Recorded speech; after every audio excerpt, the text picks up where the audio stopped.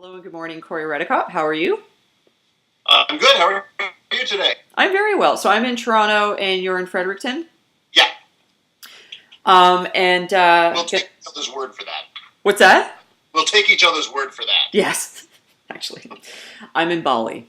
Well, And here, let's hold this up because I think All right. this is probably one of the more striking covers of the year. This is definitely this is your latest novel, Husk, about an every-zombie, which I think is fantastic. Please describe. Well, first of all, tell us about the book. Tell us about Sheldon Funk and what is an every-zombie. Well, he's the every zombie. I've been describing it as a zombie novel for a while, but then it really occurred to me that it's not a zombie novel. It's more of a novel about a guy who has a lot of problems in his life, and then he becomes a zombie. I mean, it's basically he comes down with a disease that he has to cope with as well as everything else. So he's more of a patient zero zombie. He's not, he's not part of the zombie apocalypse. He's got the hunger. He's definitely dead, but he's still got his intelligence, and this happens to him. We never do find out why. I mean, you have hints here and there, but you never are completely clear on that. I did that on purpose. And he just decides, well, what do you do in this instance? He just does what he does best, which is just get on with his life. So, or his death, sort of, life/death. So, basically, he tries to do his life as well as he can, but now he just has to kill a hobo now and then for food. Right. And then it gets weird. So. And then it gets weird. Then it gets weird. Where did you get the name Sheldon Funk? I think that's like a fantastic name for a character. Well, thank you. Yeah. Well, I'm really bad with character names. I mean, I'm really jealous of people who can come up with names that somehow encapsulate the character as well. Originally, I had the name Sheldon Friesen, and it didn't work for me. It wasn't. There was no resonance. It was too bland. I mean, he's supposed to be, sort of a template that the audience can sort of, empathize with and put themselves in his position. But Friesen just didn't work. And not against anybody named Friesen. I apologize. Well, don't you have a Friesen in your last novel? That was a Friesen. I'm sorry, Friesen. Thiessen is what I originally... Oh, okay. It's a Friesen in the last novel, Thiessen in... Right. Anyway, it wasn't working. But then so I was just kind of coming up with last names, and then I realized, I still have this slight Mennonite theme in there, and then Funk is a Mennonite name. And I thought, well, it's got a lot of connotations. Funk can also be funky, as in groovy, funky as in smell. Yeah. He definitely grows a smell. And funk as in, he's in kind of a funk. Yeah. So I thought it had 3 or 4 layers, and I think it's just a cool name anyway. And Sheldon, well, I thought, people would call him Shell and Shelley, which kind of goes with Husk, a shell of a person. So, I'm not that clever, really, Well, that sounds pretty clever to me. Please talk about, because it's funny. You're a very funny writer. There really are laugh out loud moments. And I'm jet lagged right now, and I think I'm in the perfect state to be reading this. But talk about I don't know if that's a recommendation. No? No. Please read this when you're incredibly tired and not sure where you are. No, but there is sort of something about being in between and in a slightly otherworldly place that the humor operates on a different level. It's very sly. It's my kind of humor. Well, that's good. I'm glad you like it. Yeah, it is. Well, it's intelligent, but it's also there's a baseness that the 12-year-old in me it also enjoys very much. Yeah, I can see that. But what really jumps off the page for me, Corey, is what appears to be the utter delight that you take in writing, and that you took in writing this, and I think that's something that's a real joy for the reader, when you actually you can feel the writer sort of riding shotgun with you. Maybe there are moments when I sort of feel you over my shoulder going, okay, here comes the part. Did you like this part? So can you talk a little bit about that sort of delight that you take in writing and crafting a character such as Sheldon? Well, I'm happy to hear that. You're not the first person. Some people who know me say that when they read it, they feel like I'm right behind them, narrating it to them. So I guess in some ways I have a voice that I can translate to the page. Yeah. I mean, I don't know if that will work for everything I ever write, but for this it works. Yeah. And for the last one I wrote, I think it worked. But I think I'm going to have to try to get away, try to challenge myself a little more. But I mean, I'm glad. I like authors that play with words and I'm a real fan of Monty Python and Douglas Adams, and I love the way that they can keep an incredible intelligence to the story, yet be incredibly silly. Yeah, and because that's such a hard line to draw, and so I'm a real admirer of I guess what you call smart, stupid comedy. Yeah, that the smart people can only really do stupid comedy well. I mean, so. Yeah. That makes no sense, really. But I'm glad that gets across, and I hope that people enjoy my voice. Yeah. I know it's something, but not every book is for everybody. So. We'll talk a little bit about your influences. So, I mean, in that sort of a absurd voice, or the smart, stupid comedy, you made some references. Adams and Monty Python, but talk about the zombie lore. Have you always, this is funny, I was talking to my partner the other night, and in the background her son was watching The Walking Dead, and I was like, oh, is he on season 1 or season 2? And she sort of looked at me, and this was via Skype, and she's like, you like that stuff? You watch that stuff? That's what she said. You watch that stuff? And I find that people think that it's a kind of person who likes zombie culture, and I was trying to explain, I don't actually know that it's zombie culture. It's just like an incredible metaphor for other things. But oh yeah, I don't happen to mind zombie lore. So, was this a case of you writing about an everyman and you inserting zombie lore, or have you always been a fan of this culture? Well, I've always loved zombies. I mean, I think they are, one of the great transferable monsters, and that you can pretty much put any metaphor you want on top of them. They can be the mob mentality, they can be sexual disease, they can be paranoia. I mean, anything you really want. But I wanted to I knew that I wanted to write something from the point of view of a zombie. But the thing is, from the point of view of your standard Hollywood zombie, is incredibly boring. Because they don't have any personality. They're only really terrifying as a mass group. Yeah. One zombie is fairly easy to take care of, and I do remember. I think it was Roger Ebert saying that in Dawn of the Dead that after a while you actually, there's comedy in them. There's a sadness and a comedy to them, because you realize one-on-one they're not actually dangerous. You can just push them down with your hand. But I wanted to play with that. I mean, I always liked body horror as well. David Cronenberg and George Romero as well. I think probably I have some fears of the body that I need to work out, not on the internet. So, I wanted to work with that as well, because I think I probably do obsess about death a lot, and how will I face it and what will happen to the body. And I think that's what he has to do. I mean, Sheldon is a very extreme example. Most of us will not rot away over the course of months. Most of us don't have to. All of us don't have to resort to cannibalism. Some of us do, but we don't have to. He does have to. And then there's the morality of that. But he's also is it wrong for me to kill a person if that's who I am now? In order for me to survive, this is now my prey. A lion doesn't feel bad when it kills a gazelle, so why should I feel bad? So he's always, it's a gray area, obviously, and I'm not going to lie, he does some pretty reprehensible things in order to survive. But I think he's basically a decent person. Right? It sounds so horrible.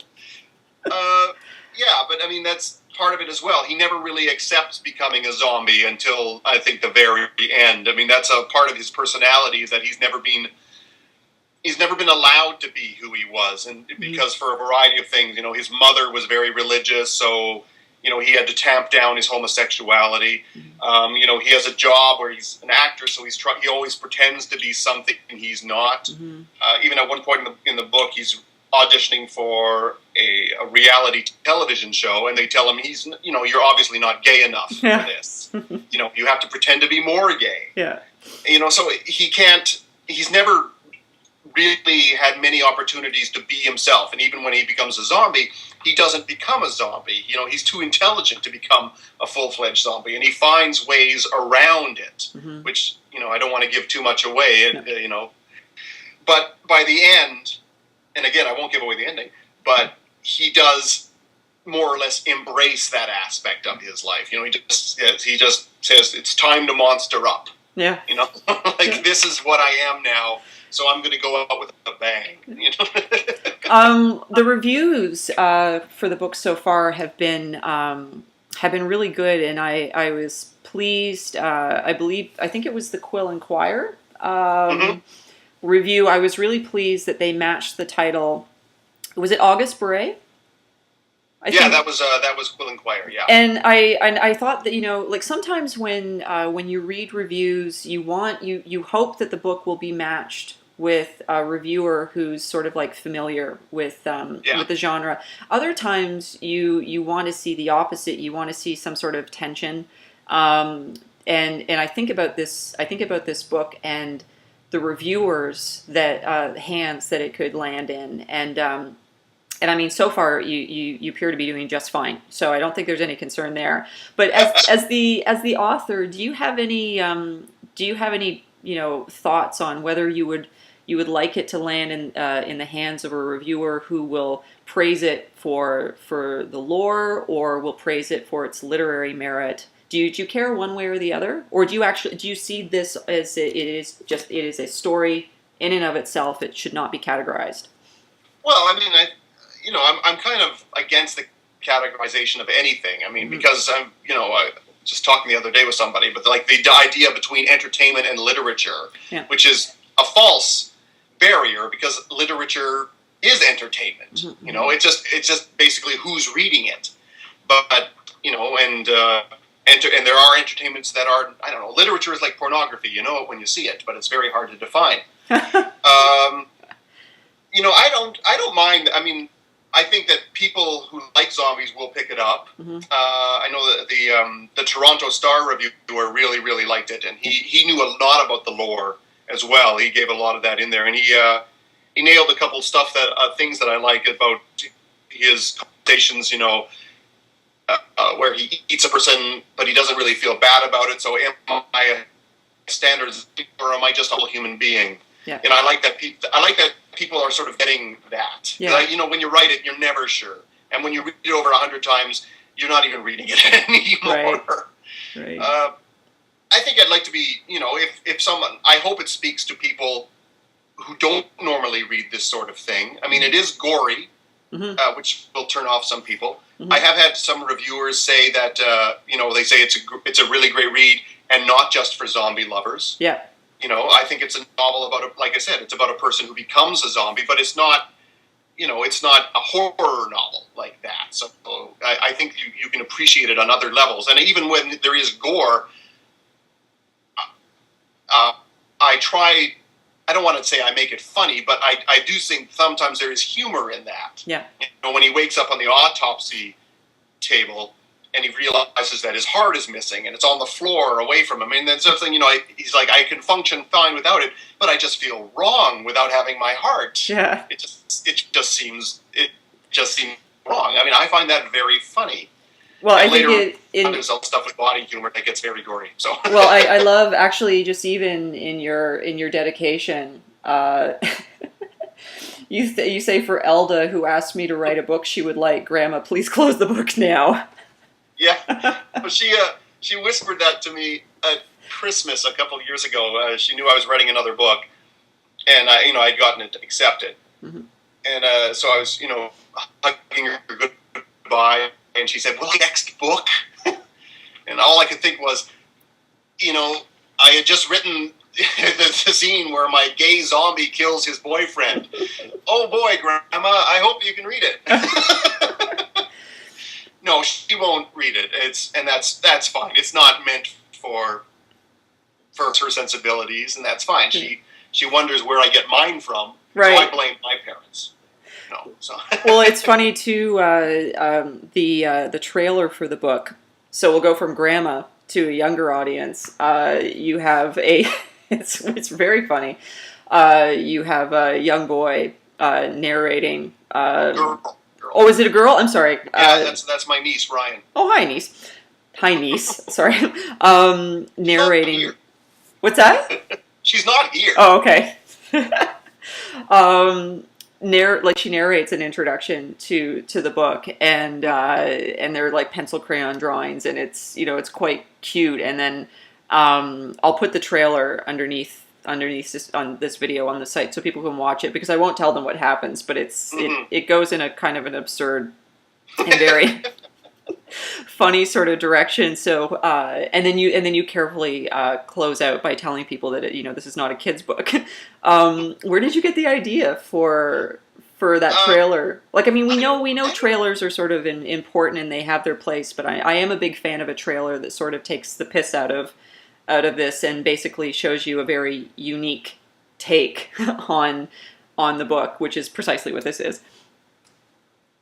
A lot of trailers are pictures and images and just, in a world gone mad. And it's, I mean, those are effective to some way, but for the most part, they're more or less kind of mundane. They don't stick in your mind at all. Mm-hmm. And so what I wanted to do, I like the trailers that try new things, the trailers that aren't necessarily about stuff in the book. Yeah. That bring some energy to it and some inventiveness. Mm-hmm. I remember Stuart Ross's trailer. It was just him for like 10 seconds, and he's just, hi, I'm Stuart Ross. This is my trailer. This is my book, and that's it. Yeah. So, but I remember it, and I remembered Stuart Ross. Yeah. So, I just had the idea that I wanted to, I was trying to think, okay, how am I going to do this? Will I have zombies running through a field or something? And I played with some ideas.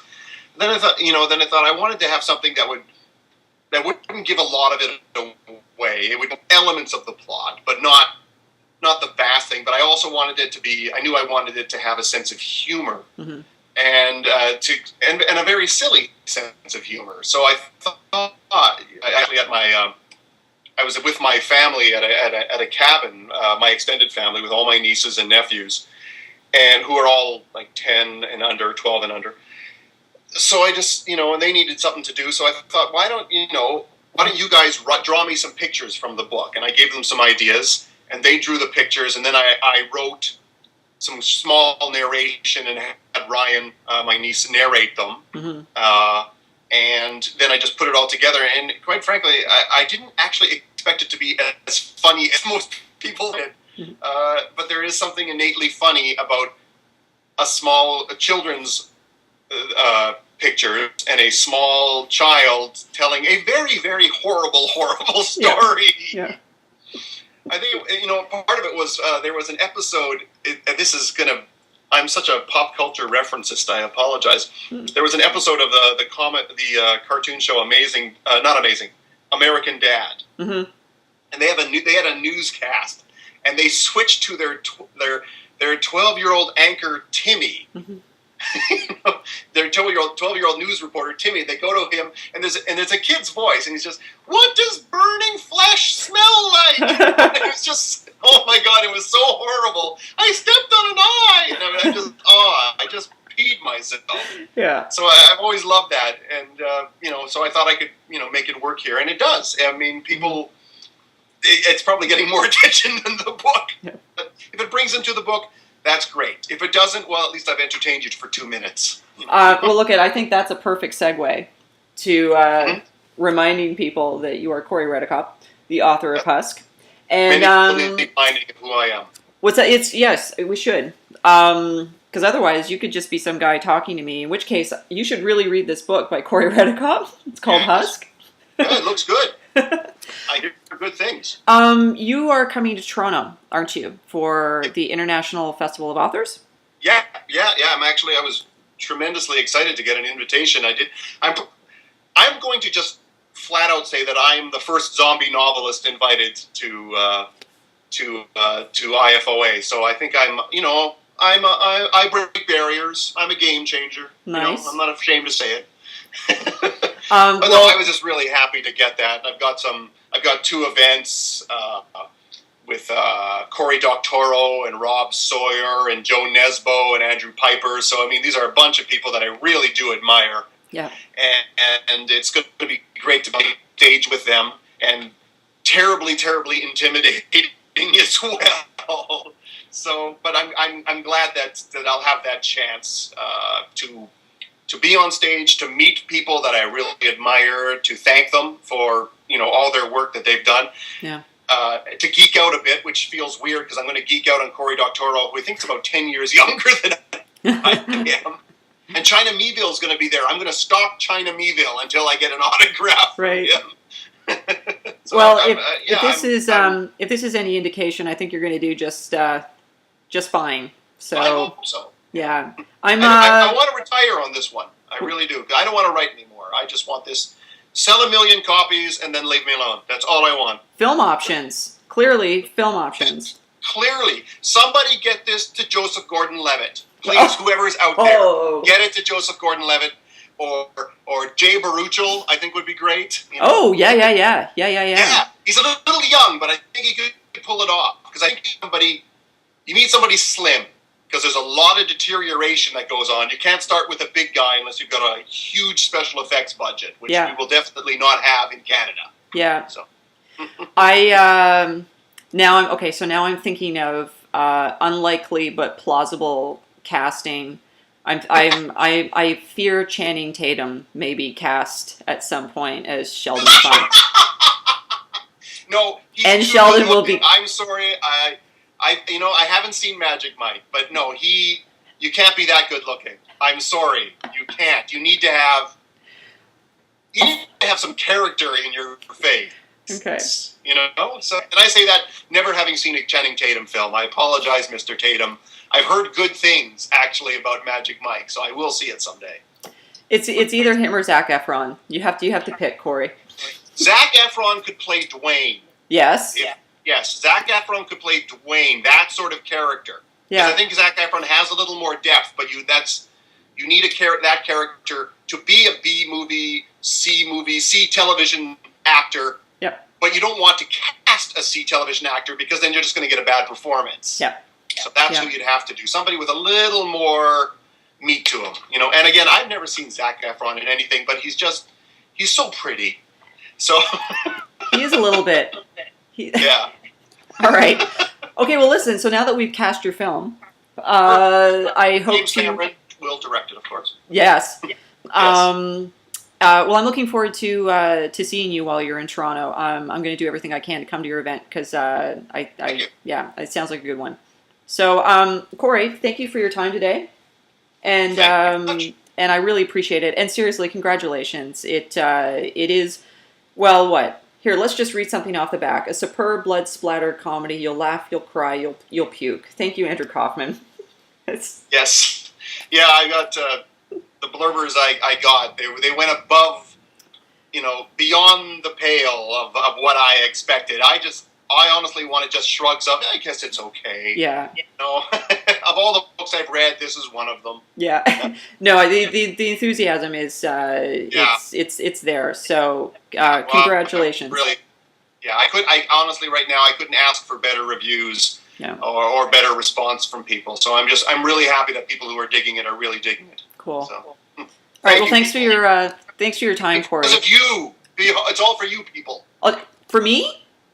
For you and everyone. I am the everyone likes it. If you don't like it, just be quiet about it. That's all I ask. And every zombie for the every reader. That's my blurb. Yes.